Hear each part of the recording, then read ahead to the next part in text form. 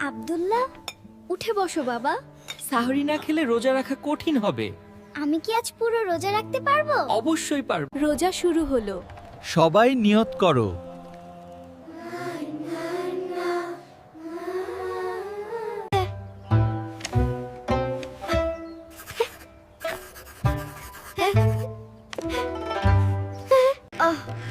খুব পিপাসা লাগছে। মনে করো, রোজা রাখলে আল্লাহ অনেক সওয়াব দেন। তাহলে আমি শক্ত থাকবো। কেমন লাগছে বাবা? একটু কষ্ট হচ্ছে। রোজা আমাদের ধৈর্য শেখায় আর গরিবদের কষ্ট বুঝতে সাহায্য করে। তাহলে আমি ধৈর্য ধরবো। ইফতার আসছে, আর একটু। সুপারহিরো প্রায় জিতে গেছে। ইফতার, ইয়াহু! আমি পারলাম। আলহামদুলিল্লাহ, তুমি আজ অনেক বড় কাজ করেছো। আল্লাহ তোমাকে অনেক ভালোবাসবেন। আমি কাল আবার রোজা রাখবো।